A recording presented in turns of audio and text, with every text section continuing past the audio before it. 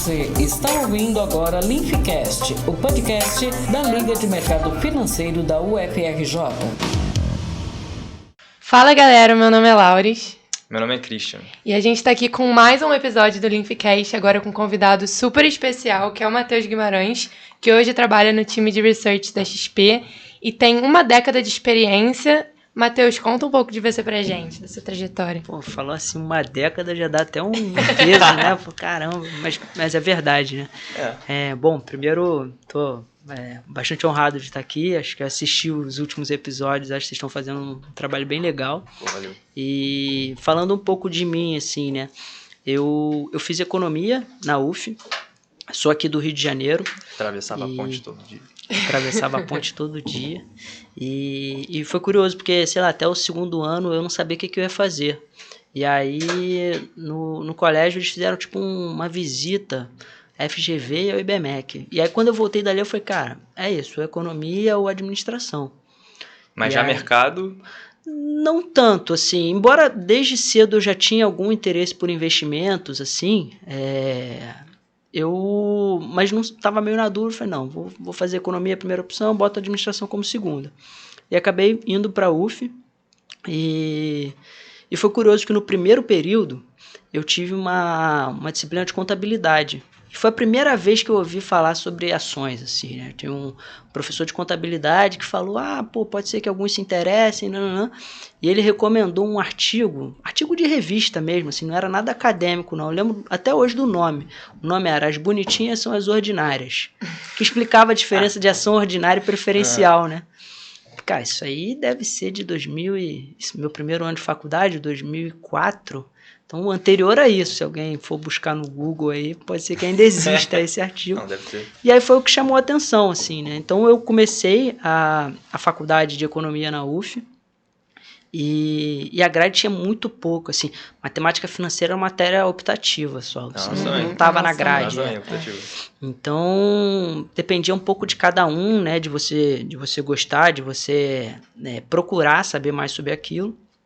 E aí eu fui começando a me interessar e tal, e acabou que em 2006, estava ali já naquela rotina de procurar estágio e tal, e aí tinha um amigo de faculdade que trabalhava no fundo de pensão da Varig, que era o Aeros, e ele falou, cara, abriu uma vaga de estágio numa consultoria, na época chamava Assessoria de Mercado de Capitais, que era Lopes Filho, que recentemente foi comprado pela Eleven, que era aqui no Rio, né? Sim.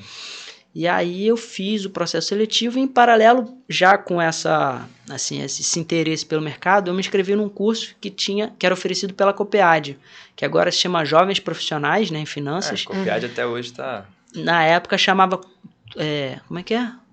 Curso de Formação em Finanças. Eu fui da turma 7, já tá na turma, sei lá, 100 e tanto. Caramba. E aí, então acabou que eu comecei, sei lá, o estágio no dia 2 de janeiro de 2007 e alguns dias depois eu comecei o curso, que era um curso que era aos sábados.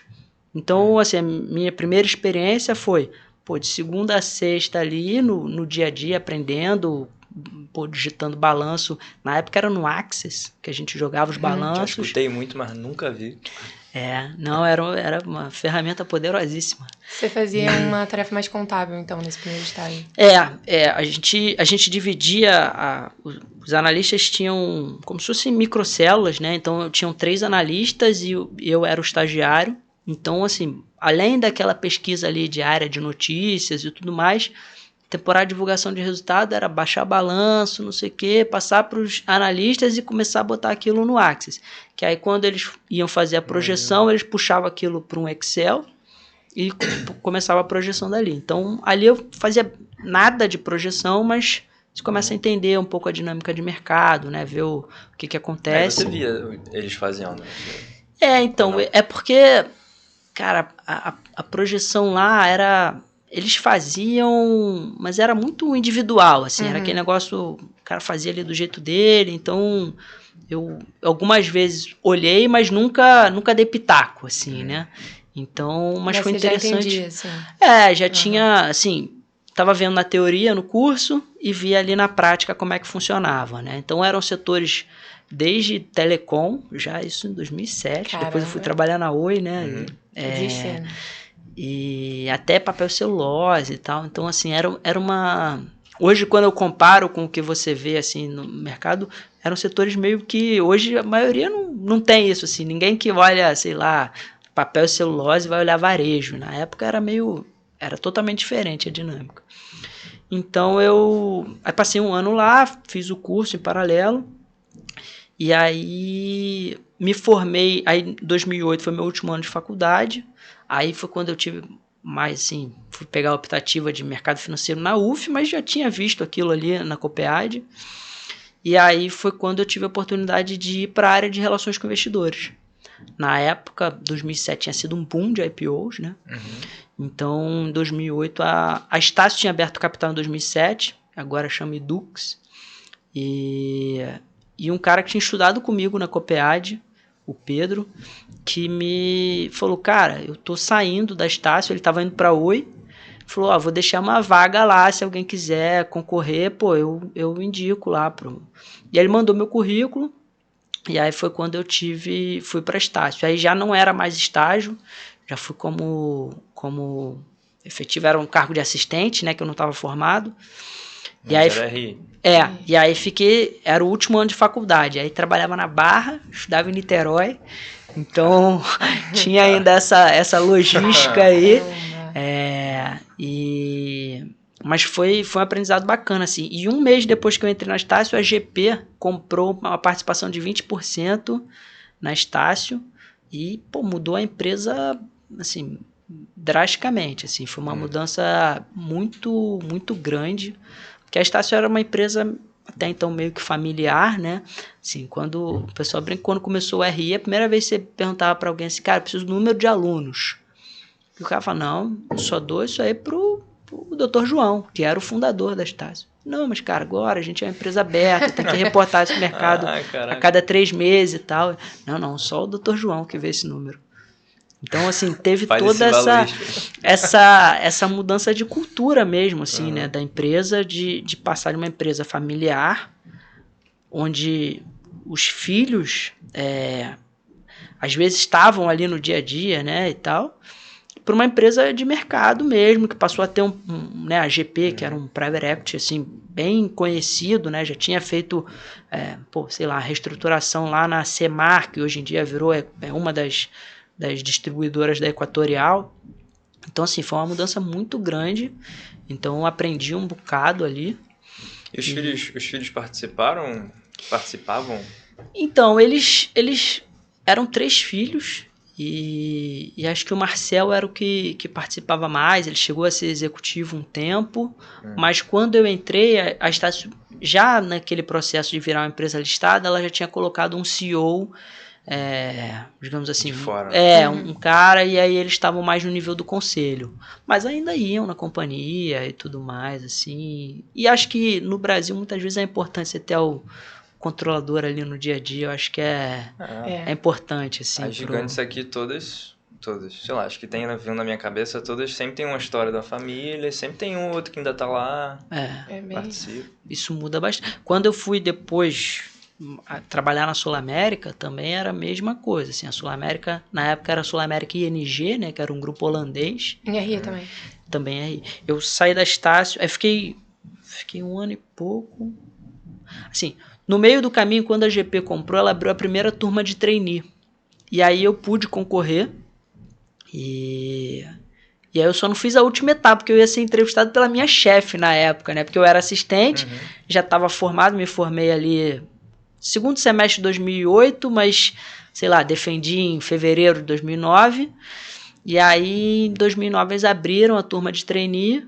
Eu falei, não, você pode concorrer e tal, como todo mundo. Aí participei do processo. A última etapa que ela falou, não vou te entrevistar, vou entrevistar as outras pessoas, e senão eu continuaria ali, provavelmente como assistente. E aí fiz esse programa de trainee, acho que foi bem bacana, assim. Embora tenha sido a primeira turma, e aí, assim, a primeira turma tem o bônus e os ônus, né, também. Então, assim, não está efetivamente estruturado, mas te dá alguma flexibilidade, às vezes mudar alguma coisa que não esteja funcionando. Mas foi bem interessante, assim, porque que tinha uma consultoria de RH, que tinha treinamentos também, não só, digamos assim, treinamentos técnicos, mas você tinha treinamentos comportamentais, mesmo coisas que são importantes. Assim, eu não conheço outros programas de trainee, né? Mas assim, os programas de trainee da GP Investimentos eram muito fortes nisso, assim, né? Você via executivos de outras investidas da XP chegando a cargos de CEO, CFO, até você vê a LL, a antiga LL, o CEO da LL tinha sido trainee e depois foi parar na Kraft Heinz, né? E em outras empresas do grupo, assim, né? Então, eles tinham essa cultura. Então, não era só me ensinar o que era o RI ali, ele tinha uma preocupação de fazer uns treinamentos comportamentais também, assim, né? Então, foi bacana. E aí, um pouco, no final do programa, teve uma mudança grande, o CFO saiu, não sei o que, mudou um monte de coisa. E eu tinha vontade de continuar em RI, e eu acabei dentro do escopo do programa migrando para a tesouraria. Na época era uma tesouraria que ainda tinha o caixa do IPO, assim, então, sei lá, a empresa faturava 900 milhões por ano, mas ainda tinha 200 milhões de caixa, que era uma grana que tinha sido captada no IPO para aquisições, e quando a GP entrou, falou, não vamos comprar ninguém primeiro, vamos organizar a casa. Então, era meio que aplicação financeira, bem... Padrão, né? Bem tranquilo, nada muito arriscado. E aí, eu tive a oportunidade de voltar para a RI na Oi. Que era o que você queria? Eu queria voltar para a RI, e aí já uma dinâmica diferente, né? Eu saí de uma empresa, uma small cap, que, sei lá, a gente ficava ali batalhando para alguém fazer início de cobertura, né? Assim, era a nossa meta. Cara, esse ano você tem que conseguir um início de cobertura. Então, você ficava ali, assim... Muitas vezes, né, o RI, ele fica recebendo ligação. No nosso caso, a gente estava fazendo, né? Ligando para o sell side, falando, cara, você não quer cobrir, não? E assim, na época tinha bem pouca demanda. E aí eu fui para a Oi, que tinha sido um dos maiores papéis da Bolsa, um pouco depois da privatização e tudo mais, mas que tinha acabado de comprar a Brasil Telecom. Então, assim, muita coisa acontecendo ali. E foi legal porque eu brinco que assim, todos os fornecedores possíveis e imagináveis de RI eu conheci trabalhando na Oi, assim, porque a empresa era tão grande, fazia tanta coisa, tanta operação, desde emissão de dívida até compra da Brasil Telecom, depois a Portugal Telecom comprou um stake na Oi. Então, assim, tudo que tinha de fornecedor, de consultoria, escritório de advocacia, no Brasil, fora, eu aprendi ali. Então, eu fiquei 3 anos na Oi, praticamente. Era ligação também? A gente atendia muito, mas aí já era... Aí, ali, a gente recebia a ligação pra caramba, assim, né? Então... E aí, assim, também chegava... Mas a tua postura era parecida, tipo... Então, aí, na Oi... Aí já era uma outra dinâmica, assim, né? Porque na Estácio você tava querendo meio que o cara começasse ali e tal. Já na Oi tinha muita demanda... E, tinha muito analista olhando aquele negócio. Você tinha que tomar muito cuidado ali, assim, mais cuidado do que tinha, assim, na Estácio com o que o cara tá te perguntando? Por que ele vai escrever? E tipo assim, por que o cara tá te pedindo essa informação? Que tipo de relatório ele vai soltar? Então... E aí você começa a entender um pouco dessas nuances, assim, do tipo, o cara tá me perguntando isso aqui, mas o que será que ele quer escrever, né? Assim, qual vai ser o resultado do relatório ali? Qual vai ser a recomendação dele? Então você já tinha uma preocupação um pouco maior, assim. E o RI, eu digo que, assim, pro pessoal que tá entrando no mercado de trabalho, assim, de uma forma geral... O RI é uma das melhores áreas para você começar a sua vida, a sua carreira. Assim. Depois de um determinado tempo, ele passa a não ser tão interessante. Assim, porque quando você entra, você imagina, você saiu da faculdade, está entrando numa empresa. Na maioria das áreas, você muitas vezes você não vai ter interação com o presidente da empresa. E no RI, às vezes, com, sei lá, uma semana de empresa, você vai estar sentado lá no call de resultados com o presidente da empresa, o diretor financeiro, o diretor de marketing. Então, assim, ele te dá uma visão da empresa que é muito difícil você ter, às vezes, se você entrou, sei lá, na área de marketing ou na área de contabilidade. E te dá visibilidade também, né? Te dá uma exposição muito grande. E assim, para dentro, né, você tem que conhecer a empresa e você vai falar com dezenas de analistas, cada um com uma ênfase diferente. Vai ter o cara que está ali fazendo conta de dividendo, vai ter o outro que quer saber de crescimento. Então, assim, aquilo te força a conhecer muito a empresa. Então, assim, o RI é uma tremenda escola quando você está começando. Depois de um determinado tempo, aí você já vai ganhando um pouco mais de maturidade, você começa a querer também, não, mas vamos fazer desse jeito aqui. E às vezes o RI, assim, aí você já está lidando também com o mesmo ego do diretor da empresa, do diretor financeiro. Então eu digo assim, o RI é muito bacana no início da carreira e depois de um determinado tempo, quando você já tem a alçada para tomar decisão, para dizer, não, vamos fazer desse jeito, ou pelo menos para propor, né? Eu acho que também, assim, uma parte importante da maturidade profissional, assim, não é que, o sênior é muito mais inteligente do que o pleno, que é mais inteligente que o júnior. Ele tem mais maturidade, ele já passou por mais coisa, ele talvez já tenha lidado com mais frustrações ali no trabalho e ele já foi ganhando aquela casca de tipo, quando você é júnior e um negócio dá errado, você, meu Deus, e agora? O que vai acontecer? Bate um desesperozinho. Quando rola uma parada que você nunca viu. Entendeu? Então, assim, e o que eu vejo depois que você vira pleno, sênior, né, você vai se deparar com coisas que você nunca viu, coisas que você não sabe, que você vai ter que aprender, mas você já está um pouco mais maduro para entender, isso aqui eu vou gastar tempo, isso aqui é importante, isso aqui de repente eu vou delegar. Então você começa a ganhar essa maturidade, assim, né? Então o RI é legal por isso, né? Você começa, cara, ganha uma exposição, bacana. Você imagina, um cara recém-formado tá ali sentado com o diretor de marketing e a maioria das empresas no Brasil são empresas gigantes, né? Assim, tipo, para a empresa estar listada no Brasil, é uma empresa gigante. Aí você está ali sentado com o diretor de marketing, discutindo a estratégia de, sei lá, no caso da hoje, de TV paga lá atrás. Que outros cargos vão te dar esse nível essa exposição, né? Esse potencial de aprendizado mesmo. Mas assim, você falou que acha muito bom para começar a rir. Quando você começou essa vaga que você pegou na Estácio, né? Era o que você queria? RI era o que você queria? Ou você falou, não, tem uma vaga, vou começar ali, hein? Então, era muito novo o RI naquela época. Como eu falei, 2007 tinha sido um boom de IPOs, assim. Então, a própria cultura do RI, ela estava sendo meio que construída naquela época. E para mim foi interessante porque tinha esse lado do mercado financeiro, né? Você tinha ali seu broadcast pipocando ali na sua tela. Mas naquela época me deu também uma visão do outro lado, né? Da contabilidade, do pessoal que estava preparando as informações financeiras para publicação e toda essa... que eu brinco assim, a divulgação de resultado é meio que uma gincana, né? Você tem uma data ali, um deadline. Cara, é dia, sei lá, dia 15 de maio. Cara, e é de trás pra frente. Você fala assim, cara, se no dia 15 tem que estar assim, você vai montando o cronograma todo... Esbarrei aqui, desculpa, gente. De trás pra frente, e é uma verdadeira gincana, assim, né? Porque aí você termina, aí passa pro gerente de RI, aí ele vem com os comentários. Aí vai pro, sei lá, pro CFO, aí vem com os comentários. E aquilo ali você traduz, e não sei o que, e vai o site, e aí contrata a empresa que vai fazer o conference call.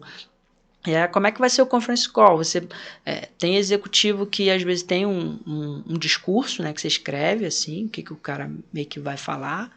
Tem executivo que prefere gravar, ele não fala ali ao vivo na hora. É mesmo? Tem. Cara, não sabia, não. Já aconteceu uma vez do cara soltar o áudio errado. Imagina a nossa cara. Porque assim, no fim do dia, o presidente, o diretor de RI, ele vai lá e, eu vou querer gravar. E você se vira para arrumar a empresa, nananana. Você fala, no dia tal hora você vai lá e grava. Aí o cara foi lá um dia antes, gravou. Beleza, vamos começar o call, hora marcada e tal, dá o play. Aí era, sei lá, resultado do segundo trimestre. Cara, entrou o resultado a gravação do primeiro trimestre. Putz, grila, cara. E agora como é que faz, não sei o quê. tira a gravação, o cara foi ali no gogó. Então, assim, acontece, cara. Então, é isso que eu falo. Pro Júnior, fala, já era, acabou minha carreira, pô, o que eu vou fazer? Já pego carteira de trabalho e às vezes você entende que acontece, infelizmente, mas na nossa vida pessoal, em todas as esferas, mas na profissional também, as coisas dão errado e você precisa agir ali para contornar aquilo ali. Mas então, concluindo, mas a ida para Estácio foi uma oportunidade e que ela me dava essa possibilidade de combinar o mercado financeiro com uma visão mais de empresa mesmo, né? Então, acho que foi bacana nesse sentido. Mas você tinha essa visão ou meio que fez... Então, eu conversei um pouco... Quando você chegou, você falou, ótimo. Não, eu conversei um pouco com o Pedro, que era esse meu amigo, que estava saindo de lá, e ele falou, cara, é isso aqui que você vai fazer e tal. E na época ele foi para Oi, né? E anos depois eu acabei indo, não exatamente com a ajuda dele, mas acabei seguindo os passos dele. E aí ele foi para uma outra área, assim, dentro da controladoria, fazer M&A, mas... Aí eu acho que já foi um pouco nessa fase, porque no RI você aprende muito, você tem uma grande disposição, mas depois de um determinado ponto você se torna um generalista. Você entende um pouco de marketing, você entende um pouco de contabilidade, você entende um pouco de estratégia, mas às vezes você fala, tá, mas eu quero fazer isso aí, eu quero ver por que o cara de marketing está me dizendo que isso aqui não dá certo, ou por que ele faz daquele jeito. E aí foi uma mudança que ele fez na época de, não, eu quero ir para, sei lá, para controladoria na época, para colocar mais a mão na massa, assim, né? Então, mas foi bacana, assim, eu conversei um pouco com ele, mas depois no dia a dia que você vê como é que a banda toca mesmo, né? E você falou que na época era muito telefone, né, esse de RI. Você vê hoje em dia, por exemplo, muita utilização de rede social, uma coisa mais internet, ou você ainda valoriza muito as calls? Eu acho que... Com asset vai ter a call, né? Não, sempre. Mas assim, o que a gente tem notado, aí já falando agora do trabalho que eu faço hoje na XP, a volta de demanda assim, muito forte por reunião presencial. Eu acho que assim, o Zoom, as videoconferências, elas foram uma ferramenta assim, importantíssima, mas o contato ali, você tá no mesmo ambiente com o executivo, com o analista, ainda é muito valorizado. E eu acho que é bom mesmo, ali, você tá cara a cara com uma pessoa, escutando. Então, eu acho que as mídias sociais e as ferramentas de comunicação, elas te ajudam a ganhar escala, mas você ainda vê...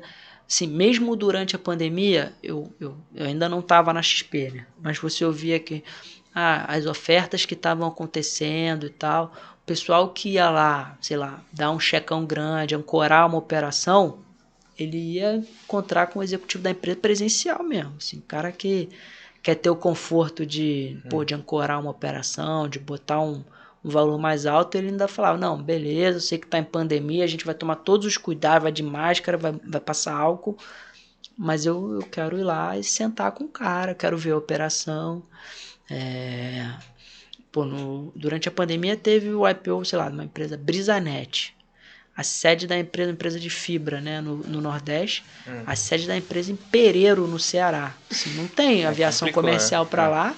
Nem azul. E, cara, o pessoal que fez o IPO foi lá em Pereiro ver a empresa. Não, peraí, vamos ver o que é essa tua operação de fibra lá, entendeu? Então, isso eu acho que não vai se perder, assim, eu acho que essa possibilidade de você, sei lá, fazer via Zoom, via o que quer que seja, via Teams, ajuda, te permite ganhar escala, né? Porque é isso, você vai fazer um dia de reunião com o investidor, você vai ter 5 reuniões, 8 se você exagerar. No Zoom você fala com 50 pessoas no mesmo dia. Faz meia dúzia de salas, bota mais gente na sala e então você ganha escala, assim. Então, mas é uma coisa bem recente, assim. Eu acho que a pandemia mudou muito. Óbvio que já existia, mas a pandemia acho que trouxe isso para um patamar bem mais evoluído, esse ponto. Eu estava em Equity Research ano passado e, pô, eu sempre ligava. Independentes. Cara, no fim do dia você vai ligar. Acho que hoje o WhatsApp, eu não sei se vai chegar a substituir, tá? Mas assim, o WhatsApp hoje talvez tenha um peso tão grande quanto o do e-mail. Sim, às vezes... E aí eu, até pouco tempo atrás, estava do outro lado, porque assim, às vezes o e-mail, tudo bem, assim, mas cara, o WhatsApp tá ali, você tá no metrô, indo pro trabalho, tá chegando na sua mesa, foi almoçar, pô, a informação super fluida ali. Então, eu não sei se daqui a um tempo a gente vai olhar, sei lá, o e-mail como a carta de alguns anos atrás, né? Falar, pô, cara, eu mandava e-mail, né? Tipo, acho que talvez... Não, e-mail eu vejo sentido mais ou menos quando assim, por exemplo,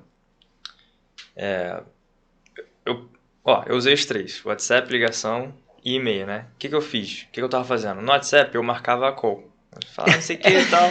Fazer call essa hora? Aí, cara, beleza. Aí ligava. Conversava, não sei o que, tinha várias perguntas, não sei o que, aí tinha informações que ele tinha que verificar, que tinha que bater com o mais alto, pra ver se dá pra mandar. E aí ele mandava tudo um compilado por e-mail. Então aí faz sentido, quando é uma parada mais lenta, você vai compilar alguma coisa, aí maneiro. É que o e-mail acaba sendo reunindo um assunto, né? Eu acho que o WhatsApp é conversa com a pessoa. Pode ser vários assuntos ao mesmo tempo. O e-mail talvez seja uma ferramenta mais formal ainda. Assim, formal. onde você vai fazer. Mas você usa o WhatsApp, cara, pode falar? Posso. Então vou te ligar. Aí acontece isso com alguma frequência, assim. Tipo, hoje você precisa de uma informação. Sai um fato relevante 10 horas da noite. Cara, tá acordado?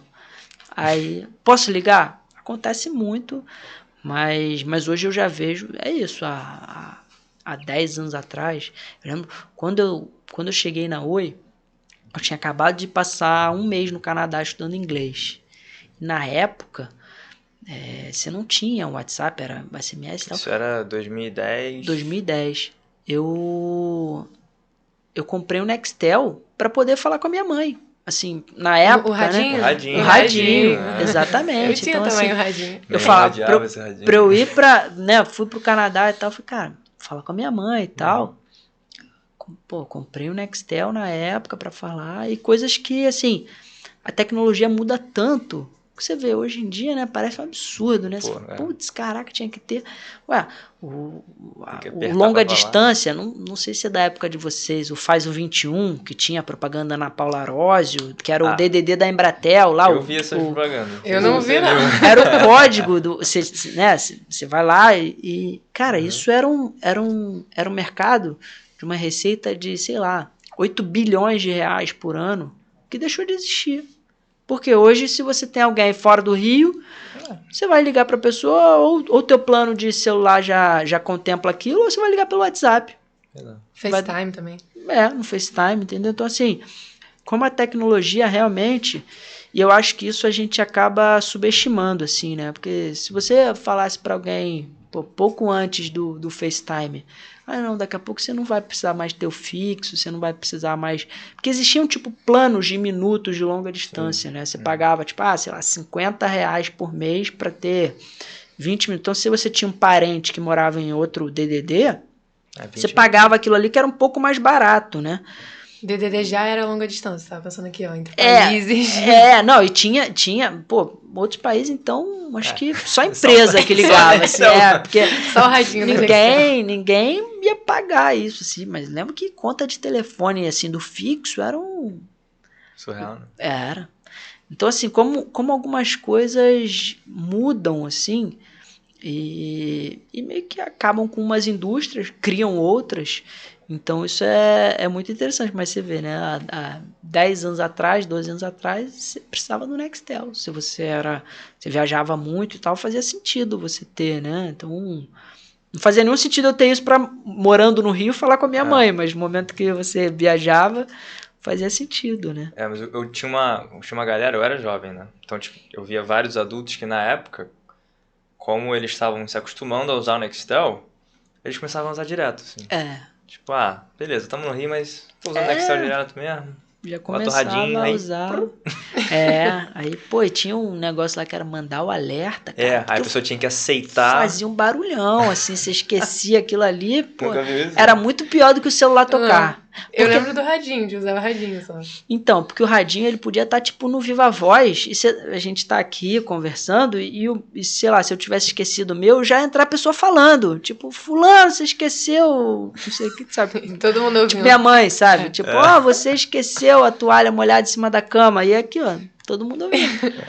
Tinha tipo isso. um walkie-talkie, assim. Era exatamente. exatamente igual ao walkie-talkie. O nome da tecnologia era Push to Talk, que era o PTT, era basicamente um walkie-talkie mesmo. Você apertava um botãozinho, você não podia apertar ao mesmo tempo. Tinha... Isso eu lembrava, que não dava pra apertar ao mesmo tempo. Igual ao walkie-talkie. Então, assim, você vê, era uma empresa que, pô, era muito mais caro, por isso que nem tanta gente tinha o Nextel, porque, sei lá, quando você podia ter um celular pré-pago, o Nextel era só conta e era caro, então nem todo mundo tinha. E, pô, era um negócio, assim, meio bacana, até durante um período foi até algum status. Depois a empresa sofreu, porque veio o WhatsApp, veio um monte de coisa. Acabou comprada, assim, um pouco pela base, assim, né? A empresa que acabou adquirindo queria os clientes, assim. Fala, pô, não, ali eu sei que o cara tem X mil clientes que pagam, pô, R$200 por mês numa indústria que a receita média era 40. Mas ela foi comprada pela Claro só ou foi meio dividido, tipo, da Oi? Essa foi pela Claro só. É porque eu lembro que eu era criança, era Nextel, e do nada eu virei Claro. Eu não entendi. Não, essa foi a Claro só, mas isso já bem mais agora, 2018, talvez por agora. É que ela era assim. criança há pouco tempo. Eu era criança há pouco tempo. Entendi, não, tá certo. Aí, recentemente, depois veio essa minha vida, essa minha história. Então, assim, mudou bastante coisa. Mas então foi isso. Então eu comecei minha carreira em 2007, eu era estagiário da analista de telecom. Depois eu passei pela Oi entre 2010 e 2013, onde eu era RI da Oi. Aí fui para a Sul América. Depois da Sul América acabei indo para o Banco do Brasil. RI também? Na Sul América eu fui RI. No banco eu entrei como escriturário, fiz o concurso, entrei. E aí fui parar na Asset do Banco do Brasil, cobrindo telecom. Também. Então, que fazia todo sentido. Não me acompanha aí por alguns anos. Agora eu larguei, não sei se dá pra dizer pra sempre, né? Mas tu ainda vê no seu, assim, no privado, tu dá uma olhada ou não? Olha, é porque telecom perdeu um pouco da relevância, né? Como eu falei, logo depois da privatização lá em 98, as empresas de telecom eram o que é a Petrobras, a Vale, assim, em termos de peso no índice. Então elas eram muito relevantes. Hoje elas já são muito menores. Primeiro que tem menos, né? Você tem a TIM telefônica, meio que assim, tem agora essas ISPs, né, que chamam, né, que são as pequenas empresas de fibra. Mas isso sei lá, 3, 5% do Ibovespa. Nos anos 2000 era 30%. Então elas perderam um pouco da relevância, assim, acabaram sendo substituídas ao longo do tempo.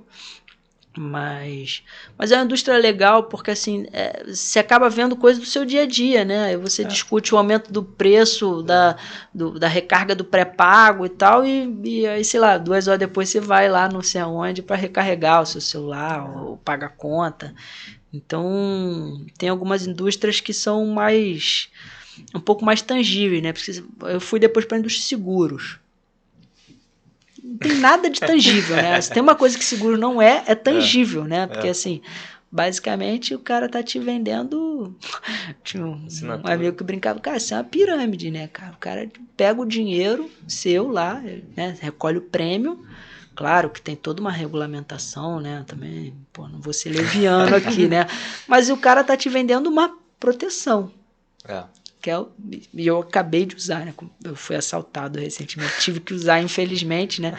Seguro é um negócio que você compra e não quer usar, mas infelizmente tive que usar, mas graças a Deus tem uma regulamentação e todos os órgãos reguladores aí que fazem com que a seguradora tenha condições de pagar, mas é totalmente intangível, né? Já, sei lá, numa empresa de telecom... Eu tava vendo sobre fibra ótica, passou lá no meu prédio. Fibra ótica, não sei o que. Exatamente. Legal, eu já tava vendo sobre isso. E uma das últimas indústrias que eu olhei, ainda como analista buy-side, eram indústrias de utilities, né? E ali com bandeira de escassez hídrica, não sei o quê. Tu pegou agora, né? Isso eu em home office, verão, no Rio de Janeiro, né? Minha conta de luz explodiu. Bandeira vermelha. E a minha esposa doida, assim, querendo me matar, porque, pô, é um home office. Um calor danado. Pô, vai ligar o ventilador, o ar-condicionado, o que quer que seja. Só que eu tava vendo, eu sabia o que ia acontecer, né? Não, vai ter a bandeira amarela, vermelha, escassez hídrica. Eu falei, cara, depois a gente vê. Então, assim, mas também, assim, muito mais próximo do seu dia a dia, assim, né? E esse setor de energia elétrica, saneamento e tal, a gente brinca que tem dois tipos de pessoas que entram nesse setor. Umas que amam e vão ficar para sempre. Porque assim, é tão difícil aprender o negócio e tal. Energia elétrica? Você aprende aquilo ali e aquilo, entra na sua corrente sanguínea e o cara fica para sempre porque ele ama aquilo. Ou ele, pouco tempo depois, ele fala, não, me deixa cobrir outro setor. Qualquer setor me tira de energia elétrica, porque é difícil, assim, para você aprender. Não, eu cobri por pouco tempo. É muito interessante, mas é muito difícil. É difícil. Não, a parte técnica, eu falo, putz, cara, calma aí, deixa eu acabar meu modelinho aqui só. A curva de aprendizado, ela tende a ser mais lenta, assim, né?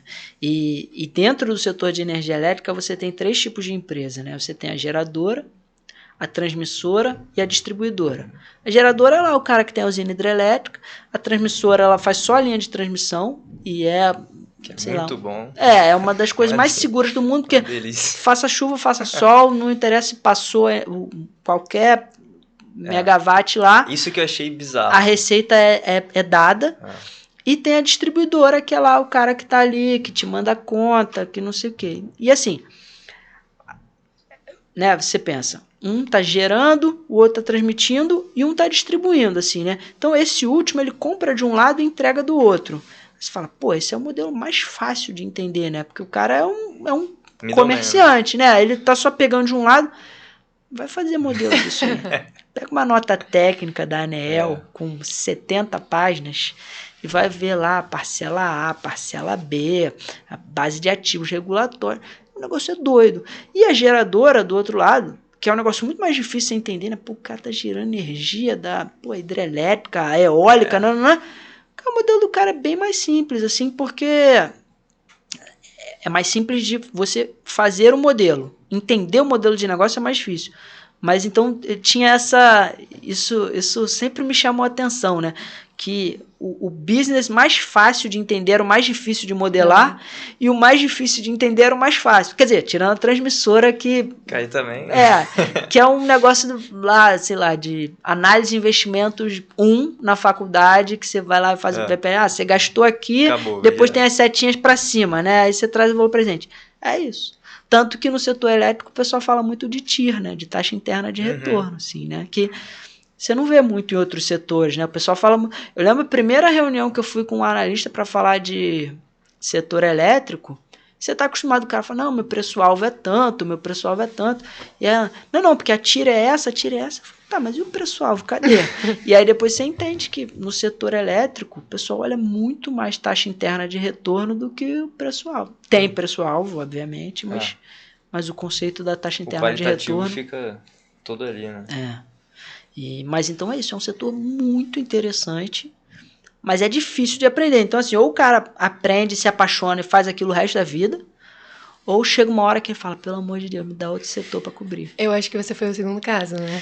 Então, eu não sei se eu abandonaria, porque eu achava interessante. Pô, achava muito relevante também. Não, é legal, assim, tipo, sei lá, todo dia você assistiu o jornal lá da noite, cara, vai ter alguma coisa de energia elétrica ou de saneamento e tal, então, assim, é muito relevante, mas eu acho um setor muito pesado, porque, assim, às vezes você vai cobrir uma empresa, sei lá, a Estácio lá atrás.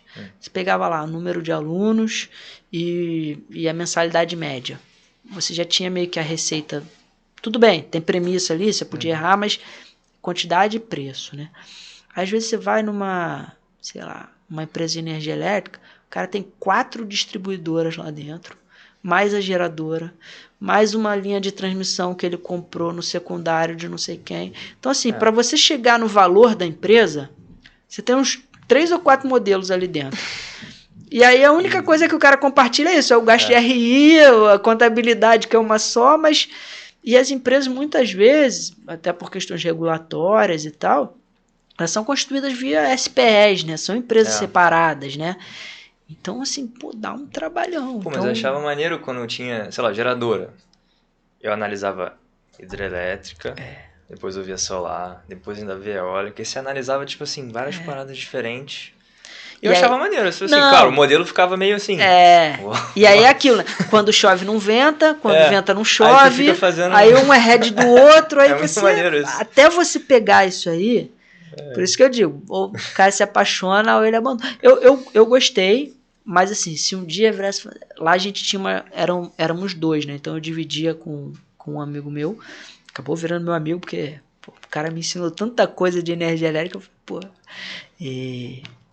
E assim, eu falava, cara, se um dia você for embora, a última coisa que eu vou fazer é assumir esse setor sozinho, cara, porque é pesado, assim, eu vejo a galera que cobre, e não é isso só, não é só número de empresas, né, porque às vezes você vai olhar, sei lá, varejo, pô, varejo tem muita empresa, mas às vezes são empresas que ou são menores, ou alguma coisa assim, mas, pô, o setor de energia elétrica eu achava muito pesado, por isso que eu acho que e até lá na XP e a maioria dos bancos, assim, o cara que cobra energia elétrica, às vezes ele precisa ter uma equipe ali grande para... Ele vira um especialista muito.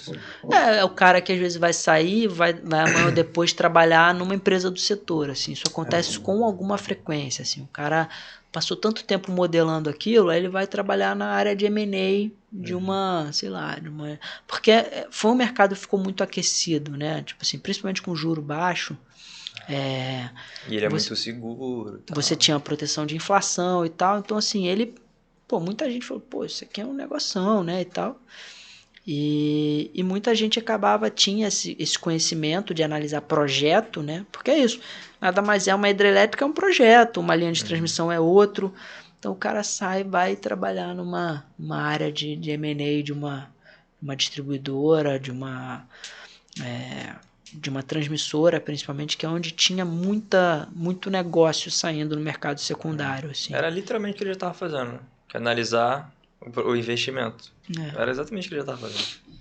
Não, teve caso de gestora que às vezes assim, acho que se especializou tanto no segmento de energia elétrica que o cara abriu um braço da gestora para atuar no mercado. Alguns bancos têm mesa de negociação de energia, né? Assim, a gente fala...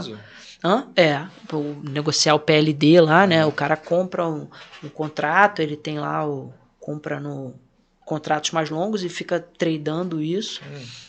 Então teve muito banco que abriu mesa de energia e a gente brincava, né? Que assim, a ANEEL, ela estabelece um piso e um teto para o preço do PLD, né? Que é o preço de liquidação de diferença, que seria, vamos chamar assim, a energia de curto prazo. Ele vai ali, sei lá, de R$30 até 500 e pouco. Se não fosse isso, ela podia variar mais. Então, às vezes a gente fala assim, não, porque o petróleo saiu de 80 para 100, né? Pô, o megawatt pode sair de 100 para 500 em, sei lá, 10 dias que não choveu, Semaninha, o consumo tá alto, pô, o reservatório baixou, cara, explodiu na sua cara. Explodiu na sua cara. Então, assim, a gente fala muito de volatilidade, o minério, o petróleo, vai ver a vol de... E olha que tem piso e tem teto, assim, né? Mas se não tivesse, cara, eu acho que se fosse calcular lá a volatilidade desse negócio, era maior do que muita commodity aí que a gente... Pegada de cripto, né? Tipo isso. Então... Mas então foi um pouco isso. E aí, depois dessa história toda em RI, aí eu tava fazendo mestrado, e aí um amigo meu, que agora até meu padrinho de casamento, falou, cara, vai ter concurso Banco do Brasil. Pô, concurso de escriturário e tal. Vamos fazer? Falei, tá bom. E aí você vê, né, que assim, né, eu tinha já uma vivência em finanças e tal, tinha esse desejo de trabalhar numa instituição financeira, sempre que eu trabalhei. Uma assessoria... Fez Copiad... Estudei na Copiad, fui fazer o mestrado, fiz o mestrado na PUC, né, de administração com ênfase em finanças e tal. Então tinha um pouco essa vontade de ir para uma instituição financeira. E aí eu falei, tá bom, vou fazer o concurso. E aí calhou que parte importante na época, estavam se preparando, já tinha acontecido, desculpa, o IPO da BB Seguridade, então o banco estava dando uma ênfase maior à área de seguros. Então no concurso do banco daquele ano teve... A minha percepção, assim, teve algumas questões de seguro que eu via no meu dia a dia na Sul América. Então, assim, acabei passando no concurso e aí depois foi aquela, e aí, vou ou não vou, né? Porque eu já era especialista de RI na Sul América, tava lá 1 ano e pouco, e ia ter, assim, pedir demissão e entrar no banco como escriturário, trabalhar numa agência para ganhar 1/3 que eu ganhava. Falei, cara, e agora? Vou ou não vou? Mas eu falei assim, cara, eu moro com a minha mãe.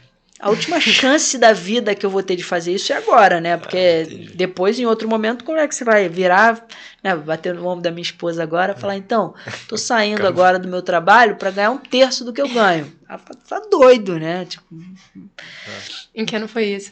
Isso foi no final de 2014. E... foi um pouco depois da Copa. Aquela Copa ali... Eu sou doido de futebol, assim, eu gosto muito mais de Copa do que de Olimpíada, né? Claro. Então, Acho todo brasileiro. Não, por incrível que pareça, Mentira. não. Não, eu também sei que não, mas meu sogro, também prefiro Copa. Meu sogro é doido por Olimpíada, mas eu sou doido por Copa. Então, aquela Copa, e eu não fui sorteado, então catando ingresso, acordava de madrugada, tinha negócio para comprar o ingresso que alguém devolveu, e aí você deixava o notebook ligado e ele apitava, entrou ingresso pro jogo tal, tocava um alarme. E aí cansou daquele alarme tocar 3 horas da manhã, eu não sabia o que estava acontecendo, até eu entender que era aquilo que estava apitando. E aí eu consegui comprar ingresso pra final. E aí eu fui... Valeu, super atento. Não, valeu, mas assim, foi um perrenguezinho. Eu fui num jogo, aquele Espanha e Chile aqui, que os caras invadiram o estádio. Eu fiz de tudo ali, até acho que eu quase dei aquela lembra do impostor do Pânico? Que o cara tinha que... Então, aí teve uma vez que eu não tinha ingresso, eu queria chegar perto do estádio, e aí cara, inventava uma história pro cara lá da barricada pra entrar. E aí eu não acredito muito em coincidência, acho que tudo na vida assim, meio que de alguma forma tá meio encadeado e tal, né? E era o primeiro jogo que teve aqui no Rio, foi um jogo da Argentina, né? Todo mundo queria ver o Messi, né? E eu, cara, o que eu vou fazer? Eu não tenho ingresso e tal. Eu moro perto do Maracanã, né? Até hoje. Eu falei, cara, eu vou sair daqui, pego alguma coisa para beber no caminho e fico lá, vejo, deve ter alguém vendendo, não é possível. Só que todo mundo teve a mesma ideia que eu e tava uma verdadeira confusão. Tanto que a partir daquele jogo passou a ter barricada, não sei o quê. E aí eu tô ali já meio que assim, falei, cara, entreguei os pontos, né? Aparecia um cara falando assim, eu tenho ingresso, cara, tipo, um enxame de gente, quanto você quer, nananã. Falei, bom, me arrasei, né? E aí eu tô assim, né, ainda meio assim, caramba, não vou conseguir. Aí, cara, passa assim, 2 metros na minha frente, o cara que tinha sido diretor financeiro da Oi, com a esposa. Caramba! Aí eu, Alex, o nome dele, né? Alex, tudo bem, não sei o que e tal. Lembra de mim? Não, aí ele me reconheceu e tal, a gente tinha trabalhado junto. Eu já tinha saído da Oi, mas me reconheceu e tal. E aí fui caminhando com ele, assim, em direção ao portão. Aí eu falei, não sei o que lá. Aí ele, qual setor que você tá? Falei, cara, consegui ingresso. Aí ele, então hoje é seu dia de sorte. Eu falei, por quê? Aí, não, porque eu comprei 3 ingressos, eu, meu filho e a minha esposa, e meu filho não pôde vir. Eu ia dar esse ingresso para alguém, vou dar para você. Eu falei, nossa, tá brincando comigo. Escorrendo uma lágrima. Eu falei, caraca, eu consegui assistir o jogo, assim, sorte da vida, assim. Eu falei, cara, não é possível. Mas tudo por quê também? Porque eu saí de casa, fui teimoso, ficar lá no entorno, né? Então, às vezes, a gente também tem que se ajudar, né? Então, assim, eu falei, podia estar em casa já, ter entregue os pontos, né? Mas eu falei, não, vou lá, quem sabe não surge ingresso. Acabou que surgiu, né? Então, E aí eu fiz o concurso do banco, aí entrei. E aí também, aí tem mais uma dessas coisas assim, né? Eu fui convocado, tipo, no final de 2014. E aí era para começar em dezembro de 2014. Aí fui, pedi demissão na Sul América. E eu lembro que assim, a gente tinha um dia do investidor, né? Um Analyst Day no dia 25 de novembro. Aí meu chefe falou, não, faz o seguinte, cara. Fica até o dia do Analyst Day, pô, no dia seguinte você... Era em São Paulo, né? A gente volta pro Rio e tal, e você faz seu desligamento. Eu falei, não, beleza, justo e tal. Tinha trabalhado também para botar o evento de pé, era legal, meio que um encerramento ali, né? Aí fui, fiz o Analyst Day, voltei pro Rio, peguei minhas coisas, falei, beleza, vou ficar uma semaninha em casa. Aí, já assim, tinha oficialmente desligado da Sul América. Aí o banco, não, a gente teve um problema aqui, você não vai mais começar em dezembro. Aí eu já comecei a pensar, falei, caraca, e agora, né? Tô desempregado, né? Tipo, não dá pra voltar atrás, voltar lá com um pires na mão e falar, então, veja bem, meu emprego não rolou. Era brincadeira, tô voltando. Aí, não, ó, você vai começar em janeiro.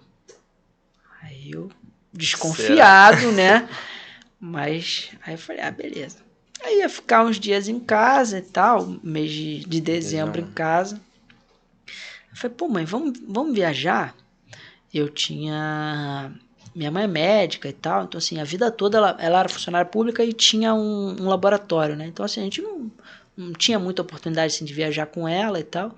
Então tinha feito uma viagem com ela quando eu entrei na Oi, que a gente tinha ido pra Europa. Eu falei, pô, vamos voltar e tal. E minha mãe, quando fez a residência, ela passou um tempo em Londres, estudando medicina, né? Eu falei, pô, nunca fui a Londres com você, vamos tentar ir. Só que tava no meio do inverno, assim, né? Aí ela, pô, será, filho? Não sei o que. Então eu falei, mãe, vamos, a gente vai, não sei o que. Arrumei uma passagem, a gente ia, sei lá, uma semana depois. Aí, pô, fomos, não sei o que. Saímos do Brasil, sei lá, no domingo. Aí na segunda eu chego lá, aí me ligam do banco. Ó, conseguimos aqui, dá pra você entrar no banco essa semana. Pô, obrigado, hein? Assim, Eu falei, olha só, eu tô fora do país, cara. Não, mas a gente conseguiu. Eu sei, eu inclusive estou esperando para começar. Eu só fiz essa viagem porque vocês adiaram, né? Cara, não consigo voltar pro Brasil de hoje para amanhã e tal. Eu falei, mas eu vou ficar aqui só... foi tipo isso, eu saí do Brasil no domingo e ia voltar na outra segunda. Eu falei, mas você esperar não. Não, mas quando você entra, você faz tipo um curso de formação, né? Você não pode perder o curso de formação. Eu falei, não, eu vou perder um dia e tal. Não sei o quê. E eu já falei, caraca, e agora? Agora eu fiquei desempregado mesmo, né? Porque eu já pedi demissão de um. Tô esperando esse. Tô dizendo que não vou aparecer no curso, né? Eu já tava desesperado. Aí caiu um frio danado. Aí minha mãe ficou doente. Aí voltou antes, eu comprei, a gente acabou comprando uma passagem para ela voltar antes, perdemos a outra passagem, mas aí beleza. Aí nisso, já lá pela quinta-feira, não, ó, conseguimos, você vai começar mesmo em janeiro. Falei, tá bom, tudo bem. Aí fiquei o resto do mês em casa, né, aquele mês ali, dezembro, calor danado, né, mas eu falei, pô, sei lá, né, vai que o cara resolve mudar de ideia, né, agora eu vou ficar quietinho aqui, né. Aí 5 de janeiro começa, tá bom. Aí, beleza, aí fui, 5 de janeiro, tinha um curso aqui no CCBB, aqui no Rio, né, e tal, fica 2 semanas lá. Caramba. Aí se conhece o pessoal, tem todos os treinamentos. E aí, na mesma turma, tá minha atual esposa. Aí você vê. Quase desencontraram ali. Aí ela brinca, não, mas se a gente não tivesse entrado na mesma turma, a gente ia se encontrar de outro jeito. Eu falei, cara, não ia. Não ia, cara. Ela, não, ia dar um jeito. Eu falei, cara, não ia, cara. A gente não se conhecia até hoje, né? Até a data. Aí acabou que... Aí hoje a gente tem um filhinho, Joaquim, né? Mas então, assim, tem essas coisas que acabam acontecendo, assim, mas ser meio encadeado, né? Tipo, concurso do banco, cai segura. Eu tinha saído de uma seguradora. Então, mas Então, acho que é um pouco desse resumo aí dessa década que vocês falaram nisso, que pesou um pouco, né? Mas acho que é um pouco o resumo. E aí, agora, eu vim para XP, tem uns 4 meses agora. E aí, estou cobrindo agora o setor financeiro. Um setor totalmente novo para mim. Por que você pegou isso? Foi uma oportunidade, assim. Eu estava no Banco do Brasil, no buy side. E assim, o Bernardo, né, que trabalhou comigo na Oi, agora está na XP, falou, cara, vai abrir uma vaga aqui no setor financeiro, você não quer conhecer? E eu tava assim, falando, cara, não, tô bem aqui, gosto do que eu faço, tal. Cara, vem conversar, às vezes você se interessa e tal. E no meio do processo, o processo, assim, tiveram N entrevistas, né, falei com o meu chefe hoje direto, aí, com o chefe do meu chefe, e você vai falando com os pares também, né? Tem esse processo seletivo, nesse sentido, é extenso, mas eu acho que agora, né, estando lá dentro, eu entendo por que isso, assim, né? Porque a empresa tem muito a cabeça de que todo mundo que está lá dentro, embora ainda não seja sócio, né, alguns já são, mas ele quer que todo mundo tenha a cabeça de dono, né, assim mesmo, né? Não é só da boca para fora. Então, quando você vai contratar alguém, todo mundo ali da área, entrevista, ou de áreas, né, stakeholders, né, o cara de sales, entrevista, por quê? Falei, cara, esse cara eu quero que no futuro seja meu sócio aqui. Então, assim, todo mundo meio que tem esse dever de opinar, de contribuir, assim, acho muito bacana. E aí, no meio do processo, eu fui assim, cara, não, pô, acho que a cultura é legal, é uma atividade bacana. E aí, para mim, ainda pesou que era a última ponta que faltava, né? Eu tinha sido RI, buy side, faltava ser sell side, né? Não tinha sido sell side ainda. E aí eu falei, quer saber? Vou arriscar. Aí, obviamente, as pessoas, você vai largar o Banco do Brasil? Acontece. E aí Sua esposa ainda tá lá? Minha esposa continua. É meio head, né? Então tem metade ainda do head lá. Mas aí é uma dinâmica totalmente diferente, assim, né? O buy side, a gente brinca, né? O sell side dorme menos, mas ele dorme melhor. Bem, né? Porque o buy side tá ali, né? Ele comprou, né? Se der errado, é o dinheiro do cotista dele. O sell side tem um outro tipo de pressão, assim, ele não está comprando o negócio, mas ele está recomendando, obviamente, então tem um peso ali a caneta dele, mas ele é o outro lado, né? Tipo, saiu o fato relevante 10 horas da noite, 10:01 vai ter um cliente que vai te perguntar, e aí, o que você achou? E aí, cara, não tem, assim, não vi, não, pera aí que eu vou ver agora.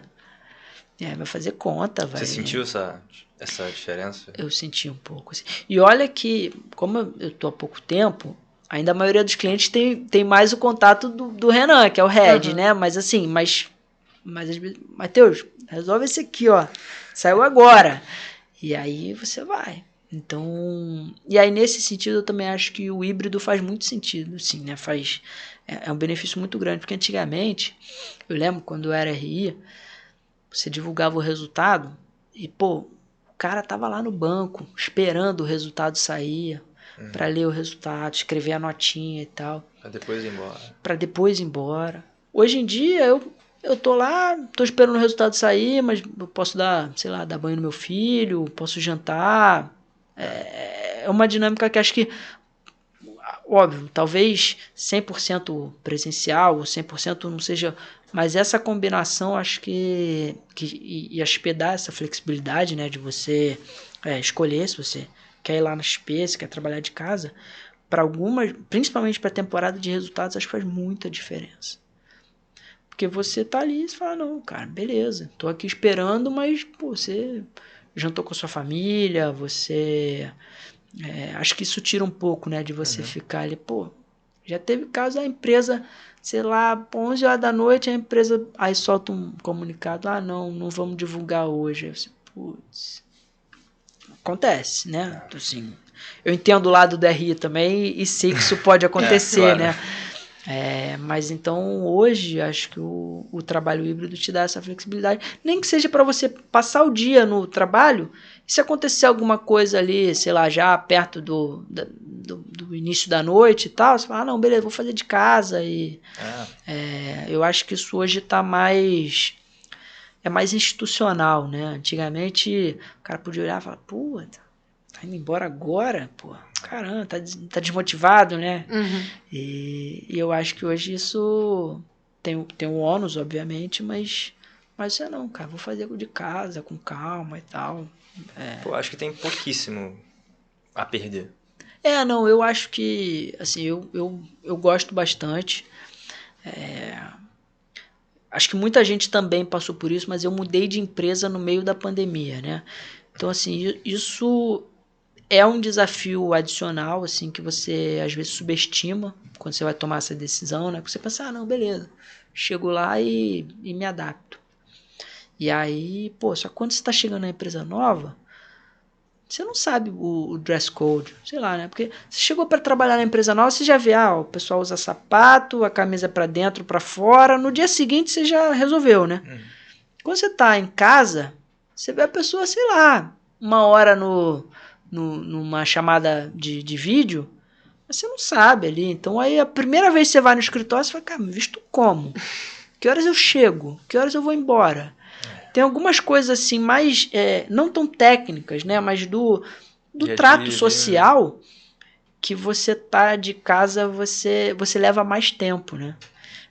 Eu brinco, o primeiro reembolso que eu pedi, eu levei tipo 1 mês. Até eu achei assim, pô, fulano, me explica aí como é que eu peço reembolso, porque é um negócio que você fica assim, né? Pô, vou incomodar o cara pra perguntar como é que faz reembolso, pô, chatão, né? Mas, cara, você precisa perguntar isso pra alguém, né? Então, mas eu gosto bastante, mas eu acho que o meio do caminho é o melhor cenário, assim, é você ter essa interação ali de conversar com o cara que tá na baia do lado, e isso é legal do híbrido, que geralmente as baias não são fixas, né? Então, assim, antigamente, o cara que sentava do seu lado ia sentar do seu lado anos. E agora, com o híbrido, o cara que senta do seu lado, você não sabe quem é, você vai descobrir. Não tem lugar marcado. Não tem. Você chega lá com o seu notebook e o cara do seu lado pode ser da sua área, pode não ser, pode ser de qualquer outra área. Às vezes você vai escutar algum dos desafios que ele está passando, eventualmente você vai contribuir com o seu trabalho, ou você vai poder ajudar ele num determinado ponto. A minha empresa tem um softwarezinho pra galera agendar. Então, eu também. Assim. Quando eu preciso ir no escritório aqui no Rio, a gente tem que reservar. Mas muitas vezes, você até olha assim, o do lado tá ocupado, mas você olha só tem o primeiro nome. Não sei quem é. Então, aí você chega lá, o cara é de outra área. Mas é bom, assim, aí você conhece mais gente dentro da empresa e tal. É bem legal, mas... então, acho que foi um pouco isso, né? Eu passei pelos 3 lados ali. Fui RI, fui buy-side, e agora estou sell-side. E agora não estou olhando telecom. Não sei até quando, né? Mas é isso que eu ia te perguntar. Você curte ainda? Não, eu gosto. A galera, tipo, te fala, pergunta sobre, não sei o quê, às vezes quando você dá uma olhada. Você assim, demora a perder aquilo, né? Tipo, até hoje, se sai uma notícia de, sei lá, reservatório, eu vou dar uma olhada ali. Eu também. Você demora a perder aquilo, assim, porque você incorporou aquilo no seu dia a dia. Porque o trabalho do analista, ele meio que não tem fim, né? Você pode trabalhar o quanto você quiser, né? Você pode ler, sei lá, o que você quiser. Então, você vai se adaptando a, acordar, dar uma olhada no site de notícias, aí, sei lá, vai abrir um portal de um outro portal de notícias. Tem muito, às vezes, portal de notícias setorial, sei lá em Utilities tinha lá o canal Energia, em Telecom tem o Teleco. Então você se adapta, assim, né? Você se acostuma a entrar naquilo ali, até você perder aquilo ali e pegar de outro setor. Então, assim, também tem muito valor isso. Eu acho que, assim, é bom o analista conhecer vários setores, mas a especialização tem um benefício muito grande, né? O cara que eu trabalhei no Banco do Brasil, o Diego, ele cobria utilities há 10 anos.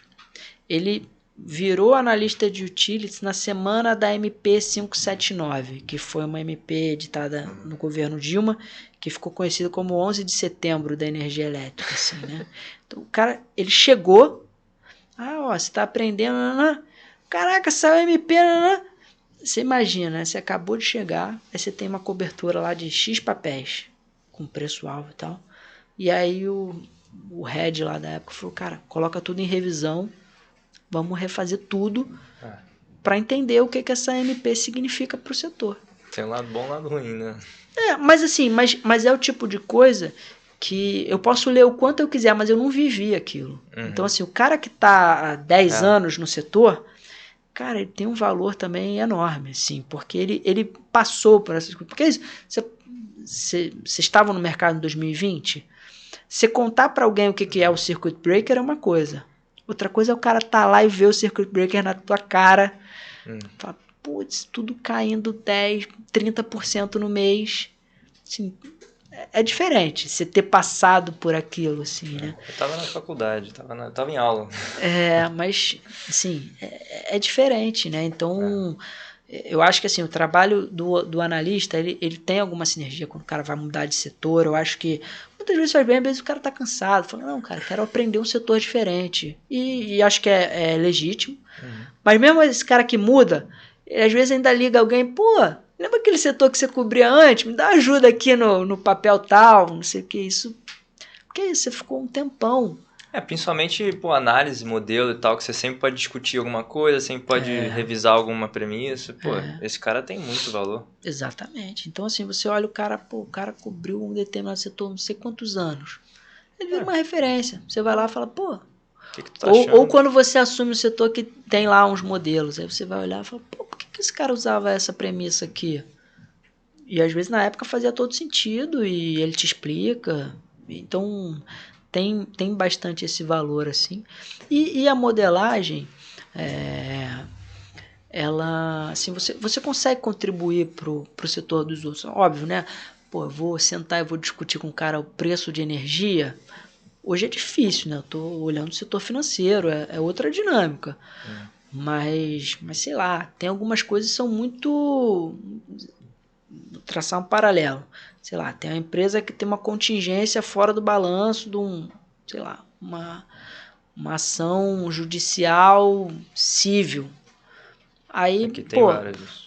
Aí, sei lá, pode ser muito grande para uma empresa, menor para outra, mas como é que você considera? Você vai lá o cara do outro setor e fala, cara, os setores são totalmente diferentes, as causas são totalmente diferentes, mas como é que você está considerando isso no seu modelo? Como é que você coloca isso? Você coloca alguma, sei lá, você aumenta a taxa de desconto? Aí, assim, o céu é o limite, né? O básico da modelagem, ele é relativamente simples.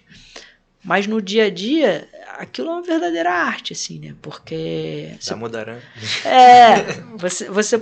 você pode fazer bastante coisa ali. Tem muitas formas às vezes, até de considerar uma mesma coisa. Sei lá, aumenta a taxa de risco, o outro é mais conservador na premissa. E todas elas são discutíveis também, assim. Essa é a beleza da coisa, né? Se a gente sentar aqui para fazer o modelo da mesma empresa, cada um vai sair com um negócio diferente. Na nossa liga, né, a gente sempre tem galera aprendendo, fazendo modelo, não sei o que e tal. Todo final de apresentação, vamos dizer assim, a gente sempre, pergunta sobre as premissas, pergunta sobre WCC, o que ele fez, como ele chegou, não sei o que e tal. Sempre no final eu falo, olha, a gente não tá exatamente dizendo que tá tudo errado nem nada disso. A gente sempre vai perguntar, não importa se tá o melhor possível, eu vou perguntar, tá ligado? Eu fiz o CFA, né? E aí eu obtive o CFA em 2019 e você tem uma competição anual que é o Research Challenge. E quando você obtém a certificação, você pode ser ou o grader, que é o cara que dá a nota, ou um mentor, né? Você pode ajudar o grupo, tem um limite de horas e tal. E eu sou grader desde que eu virei, assim, né? Desde que eu tirei o CFA. Tu é charter holder? Sou. Desde 2000... Acho que é 2019. Cara, já me perdi um pouco no tempo, mas... 2019, isso mesmo. Então, E, cara, você vê, assim, em geral, quando você dá nota, você recebe 4 trabalhos, se não sabe quem fez, se não vem o nome do grupo, você recebe 4 trabalhos e tem uns critérios específicos para você avaliar. E, cara, no fim do dia, a premissa ela tem que ser defensável. Você tem que ter uma explicação de por que o WACC é tanto, por que você usou esse nível de crescimento. O que não pode é aquele, não, mais um. É 0,5. O famoso arbitrário. Entendeu? De repente. Eu acho que assim, para algumas coisas, e aí eu estava exatamente falando, né, do benefício do cara ser um especialista no setor, é que, pô, um cara que, sei lá, cobre setor financeiro há 10 anos, e eu que comecei a cobrir há 5 meses, se o cara botou um 0,5 ali, vezes meio, o vezes meio dele tem mais peso do que o meu, com certeza. Mas no fim do dia, o que você precisa é que o cara tenha uma boa justificativa de por que ele botou aquilo. Então é isso. Você vai avaliar um modelo do outro, cara, eu posso não concordar. Para você o crescimento é 10, para mim é 8. Mas se você disser, não, mas olha, eu estou colocando 10 por esse motivo. Pronto. Acho que isso é o que não pode... Por que você colocou 10? Não sei. Não. Olhei o preço, achei que estava melhor com 10. Entendeu? Assim, não é conta de chegada, né? Você não pode chegar assim, não, né? Pô, imagina, o cara vai começar o valor, não, vai dar R$15 por ação. Não, pera aí, como assim? O cara, eu tô procurando ali entre 15 e 20. Pô, vai dar... o preço que vai dar. Vai dar entre tanto... Não. Faz o modelo. Depois você... Óbvio que você tem espaço para refinar, fala, pô, isso aqui não ficou muito legal, isso aqui tá muito agressivo. Muitas vezes você tem uns pontos ali onde você vai checar se aquilo está fazendo sentido, né? Você vai olhar o crescimento dos últimos anos. O crescimento anual médio composto é 5. Aí você olha a tua projeção é 20. Pô, principalmente para a gente que está começando, a gente usa como referência, né? Usa exatamente. Assim, quais são os preços do mercado hoje? Pô, se o meu tá muito diferente, não, vamos rever, vamos dar uma olhada. No final você sempre vai fazer alguns cheques de tipo, como é que tá o crescimento em relação ao histórico? Pô, mas no fim do dia, cara, assim, como é uma arte, eu vou botar um valor, você vai botar outro, ela vai botar outro. O que você precisa é ter conforto de que, por que eu escolhi isso aqui? Eu escolhi isso aqui porque eu acho que a empresa está passando por uma mudança. Tem que saber defender, né? Tipo, no setor financeiro tem empresa que dá guidance, né? Tem banco que dá guidance, tem banco que não dá. Então, assim, o guidance ele te dá algum conforto do tipo, cara, para o primeiro ano eu tenho um indicativo aqui do que o banco acha. O banco está me dando guidance. Só que você vê, os bancos dão guidance com o resultado do quarto TRI. Agora acabaram de sair os resultados do segundo TRI. 3 bancos revisaram o guidance. Eu falei, se o cara que está dentro do banco, que trabalha lá, 6 meses depois ele está revisando, quem sou eu para achar que a minha premissa de 2027 está certa na vírgula? Não tá. Assim, a única certeza que eu tenho é que está errada. Para quanto eu ainda não sei, mas... Então, mas você vai falar, então pega e joga fora? Não. Aquela é a melhor estimativa que eu tenho e eu tenho o conforto de, cara, eu estou usando essa premissa por isso. Vai estar errado aqui, mas de repente vai estar... Aqui eu errei para cima, ali eu errei para baixo, na média vai chegar ali. Então, e assim, é dedicação, é tempo que você investe em conhecer, e à medida que você vai ganhando mais vivência naquilo ali, vai conhecendo mais o setor, você começa a entender do tipo, setor aqui, o cara dá guidance, mas o guidance está sempre furado, ninguém acredita mais. É isso que eu ia falar, porque pra mim, beleza, olhei o guidance, legal, me ajudou. Mas eu vou começar a ver quantos guidances esses caras bateram, qual foi, sei lá, eu não faço exatamente uma média de erro na vírgula, mas tipo, esses caras estão errando há quantos meses? Aí. E você, a gente estava falando aqui no início, né, até com o Antônio, macro. Cara, o trabalho da galera de macroeconomia, é difícil, né, cara? O cara vai projetar câmbio, tá cheio de... Putz. E eu uso as projeções, né, da macroeconomia, Mas eu olho assim pra ele e falo, cara, são verdadeiros heróis. Eu acho assim bem mais difícil. Pô, E é isso, zero confiança de... você no fim do dia, você tem que ter algum conforto naquilo ali, mas sabendo que, cara, eventualmente você vai errar. Alguns setores te dão um pouco mais de, como eu falei, utilities.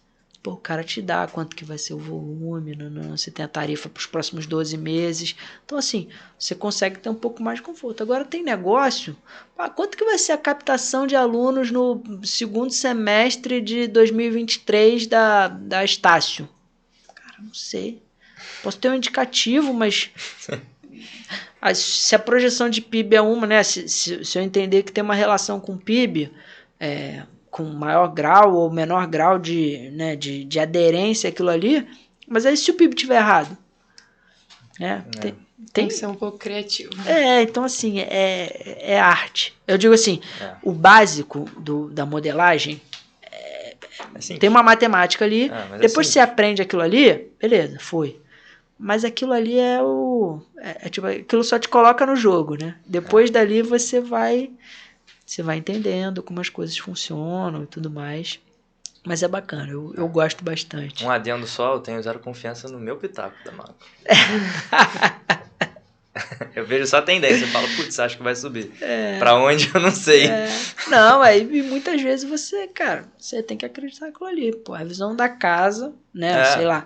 Pô, a galera que tá ali, por mais difícil que seja, tá empenhada em fazer aquilo ali, pô. E, cara, sei lá, ele vai errar o câmbio, eu vou errar a premissa de crescimento de sei lá o que, a PDD. Vai ter alguma coisa errada em todos os modelos, para cima, para baixo, então, mas faz parte do negócio, assim, né? O que eu tinha um chefe falando, cara, você tem que defender a premissa. Se fizer sentido, beleza, você pode estar errado, mas você errou querendo acertar, né? Não é aquele do tipo, não, bota 10 aí que no final vai dar R$15 por ação. Aí não, aí não dá, aí volta e começa de novo. E você tá falando de modelagem, seu olho tá até brilhando, assim. Eu gosto. É uma das partes que, assim, Pô, interessante, óbvio, né? É porque assim, a planilha aceita qualquer coisa, né? Assim, qualquer um pode fazer um modelo de qualquer empresa. Agora, o cara vai botar qualquer coisa lá. Então, mas é bacana, assim, porque muitas vezes você começa e você lê um bocado, lê o site, lê o formulário de referência, lê demonstração de resultado. Aí você tá, beleza, acho que entendi. Aí você vai conversa com a empresa. Aí você vai criando uma história na sua cabeça.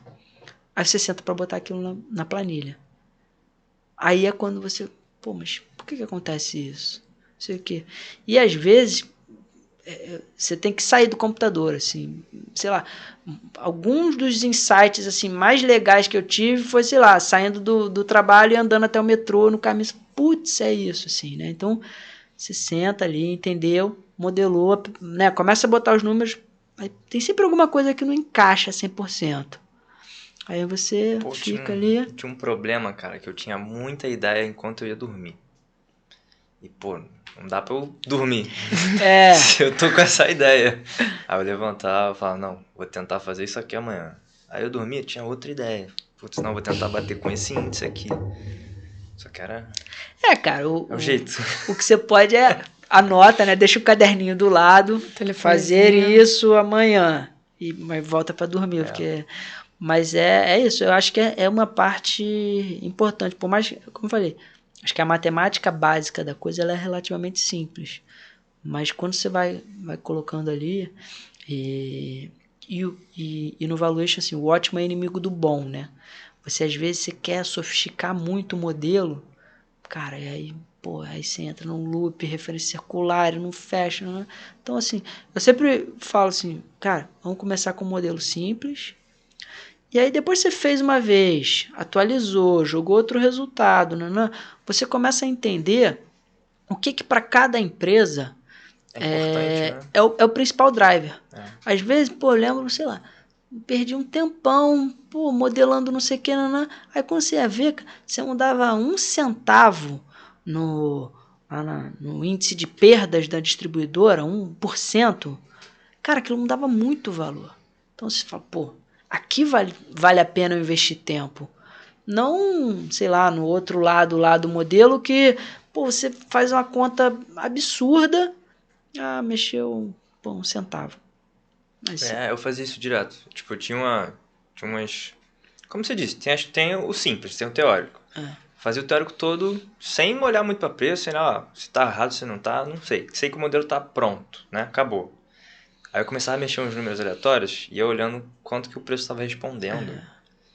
Pra ver só se, pô, isso aqui vale muito, isso aqui não vale, vai mexer, não vai mexer. Faz isso direto. E aí você começa a ver o detalhe ali do tipo, porra, não, mas ó, pô, dividendo não sei o que, o caixa, não sei o que. Tem umas linhas que depois de um determinado tempo você começa a entender que para cada setor uma é mais relevante do que a outra. E aí é onde vale a pena você se debruçar e falar, não, pô, se eu vou gastar energia, que seja no lugar certo, né? Porque senão você pode ficar ali 6 meses fazendo modelo. E, Matheus, você falou que você tem o CFA e a gente recebeu umas perguntinhas no Instagram. Aí eu queria ler uma pra você que fala bem sobre isso. Tá. Como a experiência de tirar o CFA se compara com os mestrados, que você falou que você tem mestrado também, e você recomenda um sobre o outro ou coisas diferentes? Vale a pena fazer os dois? Então, eu acho que são coisas um pouco diferentes, assim. Se você sabe que, não, cara, eu sou aficionado pelo mercado financeiro, eu acho que começa pelo CFA, assim. É difícil, cara, é dedicação, assim. E para mim funcionava melhor estudar de manhã. Então eu acordava às 5 horas da manhã, tomava banho, tomava café, sentava na mesa e lia ali 1 hora e pouquinho, alguns dias na semana, e final de semana eu estudava mais. Isso quanto tempo, assim? Então, porque agora mudou um pouco, né? Você tem várias provas ao longo do ano. Antigamente, o CFA, ele era o nível 1, ele acontecia em junho e dezembro, o nível 2 e 3 só em junho. Então, quando você não passava em um, você tinha que esperar 1 ano. Então, assim, geralmente, sei lá, eu comprava o material lá para outubro, novembro, ele chegava lá em casa em dezembro, eu começava meio que em janeiro, e até ali a véspera, e sempre assim, na semana da prova, você, sei lá, tirava uma folga, férias, para ficar ali. Porque, cara, tem coisa que às vezes você fala, pô, tem horas que você não vai entender mais, você fala, cara, isso aqui eu vou decorar, faltam 3 dias para a prova, né? Tipo, não fixei isso até agora, eu vou decorar e no dia da prova eu uso e beleza, depois eu esqueço de novo. Então eu acho que assim, o CFA, ele é dedicação, assim, ele é transpiração, mas o CFA, durante a preparação, já é muito importante. Eu falo assim, cara, tem gente que vai no nível 1 e não passa. Cara, já mudou você, já mudou a sua forma de pensar, já mudou a forma como você entende finanças, assim. Então, o mestrado, ele te dá um pouco mais de visão, às vezes, da empresa, assim, um lado mais empresarial. Assim, meu mestrado foi em administração, então eu tive que estudar RH, marketing, coisas que eu não tive na graduação, mas eu acabava vendo no meu dia a dia, né? Porque, como eu falei, como eu entrei em RI, você senta lá e você tá ouvindo a estratégia do diretor de RH, nananã. Então, e eu acho que é importante, assim, né? Porque, às vezes, quando você é analista só, você tá ouvindo que o executivo está te falando, ele fala, não, porque tem que mudar a cultura da empresa. E às vezes o analista, ele trabalha numa empresa que tem 11 pessoas. O sócio, não sei o quê, nananã. Então, assim, a cultura daquela empresa é o dono que está ali do teu lado e é a cultura dele. Quando você vai para uma empresa de 90 mil funcionários, cara, cultura é uma coisa muito importante. E às vezes o cara que só saiu da faculdade e, sei lá, foi analista a vida toda, às vezes ele tem dificuldade de entender essa nuance de quando um executivo fala, pô, não, a gente está com dificuldade na retenção, ou, pô, nas vendas no setor, não sei o que. Ele fala, pô, cara, vai lá, sei lá, dá desconto, não sei o que. E não é tão simples assim, né?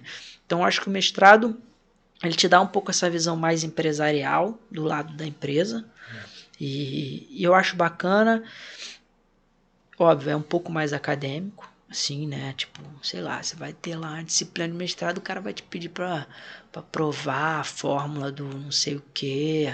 Você vai ver o modelo de precificação lá do Black & Scholes. Pô, por que o cara... A matemática por trás daquilo ali.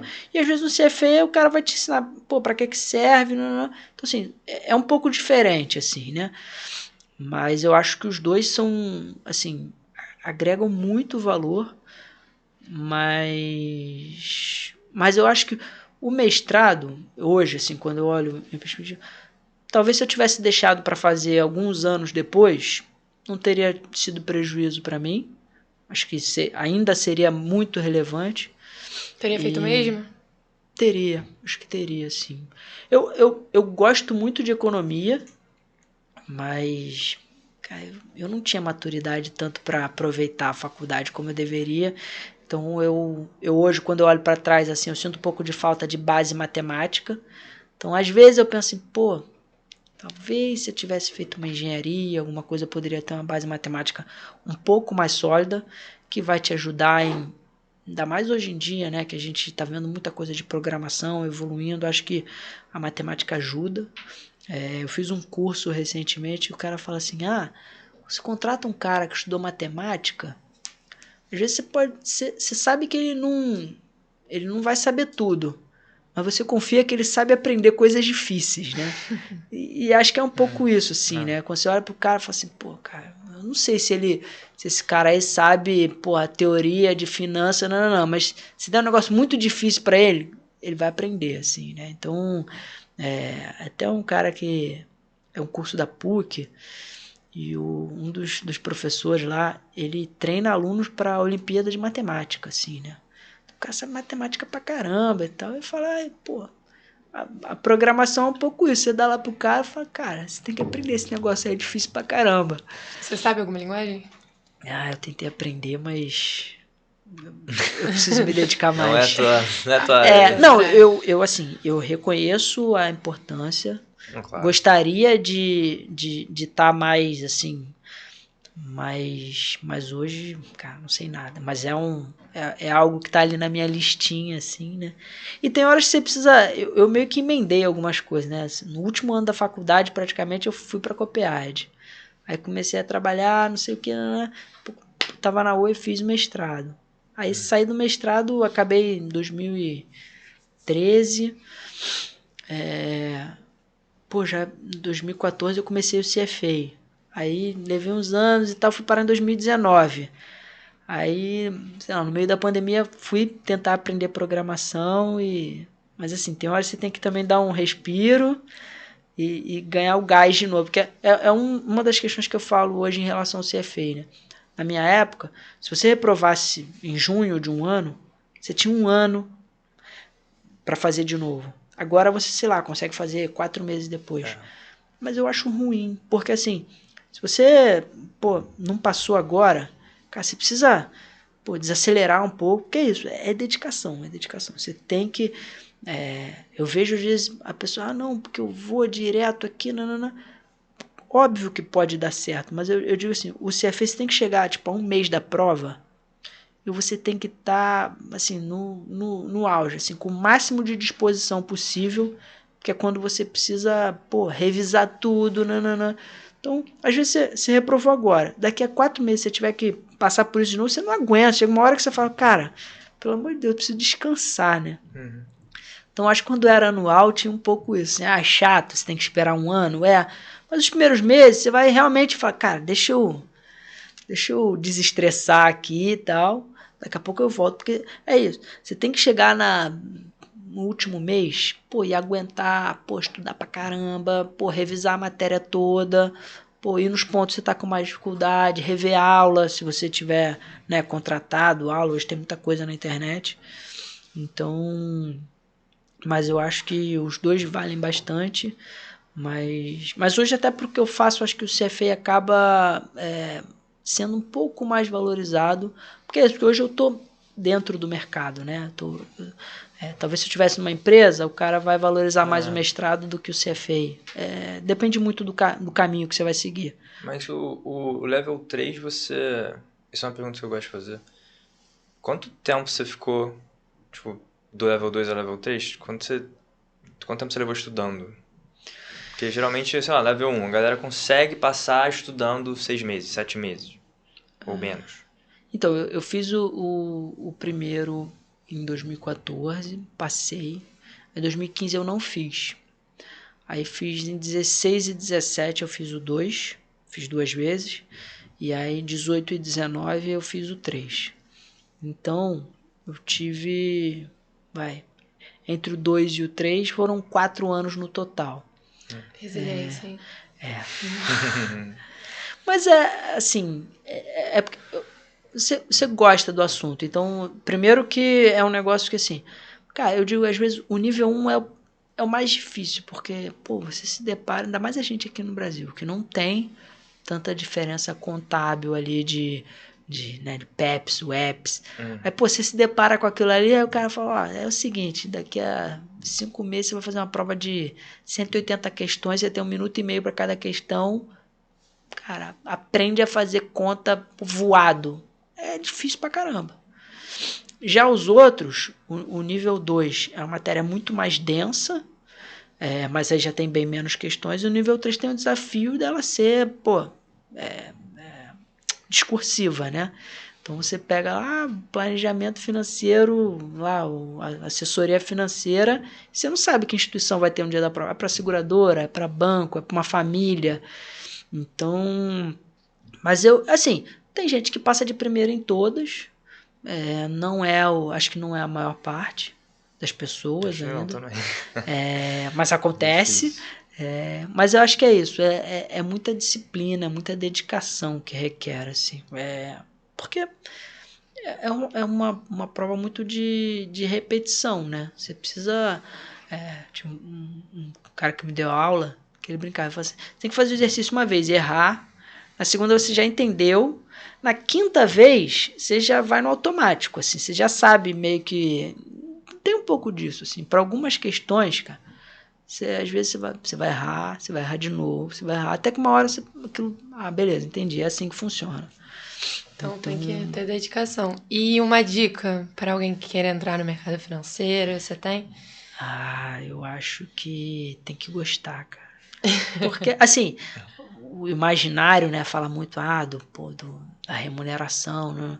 Porque se você não gostar, você não vai aturar 14, 16 horas, né, só pensando no bônus que cai uma vez por ano. Então você tem que gostar do que você faz, aquilo tem que ser interessante para você.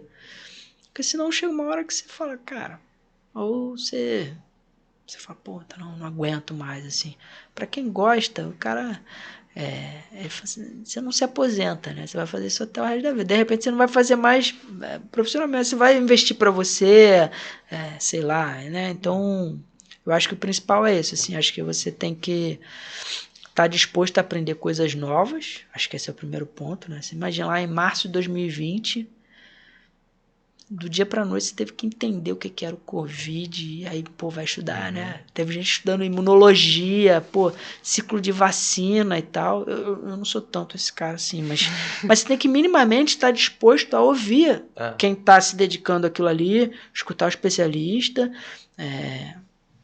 Então, acho que você tem que estar disposto a aprender coisas novas ali, assim, e do dia pra noite, assim, né? Tipo, agora o tema é esse. Porque tem um monte de tema pairando sobre o mercado, né? Seja macro, seja micro, seja o que quer que seja. ISD. E cada momento, algum daqueles itens vai pesar mais sobre o que a gente está vendo na tela. Então, você não pode fechar os olhos para tudo. De repente, você não vai ser especialista naquilo, mas você tem que entender, tá tendo essa discussão aqui sobre isso, situação fiscal, guerra não sei aonde, Cada semana é um tema, sei lá, cada período, e todos aqueles estão ali. Só que em algum momento o mercado escolhe para dar mais peso para esse, e na outra semana é mais peso para o relatório de inflação. Então você tem que estar ali meio que disposto assim, a ouvir e tal. Não, peraí, isso aqui. Porque muitas vezes as pessoas pensam, não, mas o mercado caiu hoje por essa razão. chance de você estar errado é muito grande. Assim. Acho que essa razão ela pode até explicar boa parte de por que o mercado caiu ou subiu naquele dia. Mas não é a única razão, não é a única explicação, né? Então é gostar e viver aquilo, né? Eu acho. Agora, acho que me falaram que a nossa hora está acabando, Matheus. Falei bastante, né? A gente gosta de ouvir bastante. Mas muito obrigada por disponibilizar o seu tempo para vir conversar com a gente. Tenho certeza que, para mim, pelo menos, agregou bastante. E vai agregar muito para quem estiver ouvindo de casa. Algumas últimas palavras, Cris? Não. Queria falar mais só. Eu também. É isso. Aí a gente reclama com o Mauro ali. Não, eu falei bastante, tomei o tempo de vocês, desculpa. Não, tô brincando. Não, mas pô, eu fiquei super feliz de ter vindo aqui, acho que foi legal. Porque assim, eu já tive do lado de vocês, né, como eu falei, né, a gente entra numa graduação que muitas vezes a gente vai desenvolvendo aquele interesse pelo mercado. E a grade curricular, às vezes, não tá adequada para o que você quer estudar. E aí aquilo ali depende de você, de correr atrás, de ter um amigo que te explica. Nanana. E eu acho que na minha época, não sei se a UF hoje já tem, né? Mas ela tinha só a empresa júnior. Tem o Finance hoje. Então assim, eu acho que a Liga, ela acaba abrindo espaço pro jovem que tá ali, entrando, falando, cara, queria entender mais sobre isso. De ouvir o pessoal que tá, de ter espaço de praticar. Primeira vez que eu fui fazer um valuation, assim, foi na Copiade, não foi na UF. Assim, né, eu teria saído da minha graduação se eu não tivesse conseguido. E assim, a disciplina de optativa de matemática financeira era lotado todo trimestre. Se o seu CR não fosse tanto, você não conseguia nem vaga. Então você se forma um economista sem nunca ter visto um HP 12C. É frágil, né? Assim, não é que o cara é menos economista, porque não, mas é importante, faz parte, né, da sua formação ali, né? Então acho que a Liga ela abre esse espaço assim, então acho que eu tenho que dar parabéns para vocês aí, vocês estão fazendo um trabalho bem legal. Show, valeu. Obrigada.